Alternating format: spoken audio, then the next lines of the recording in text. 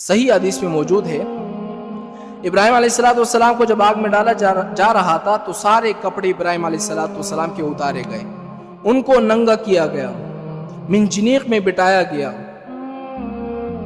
یہ کوئی چھوٹی معمولی سزا نہیں ہے کسی کو ننگا کر دینا، اور پھر اللہ کے نبی کو، خلیل اللہ کو، جس کو یہ لقب ملا اللہ کا دوست، پھر اس کو ننگا کر دینا۔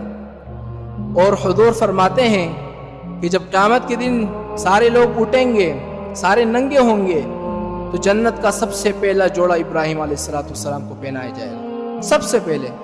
صحابہ نے عرض کیا یا رسول اللہ قبل کا، یا رسول اللہ آپ سے بھی پہلے ان کو پہنایا جائے گا؟ فرمایا ہاں۔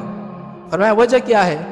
فرمایا وہ اللہ کی توحید پہ سب سے پہلا نبی ہے جس کے کپڑے اتارے گئے، تو اللہ تعالیٰ اس کا آج بدلہ دے گا کہ سب سے پہلا جوڑا ابراہیم علیہ السلام کو جنت کا پہنایا جا رہا ہے۔ Thank you for watching. Like this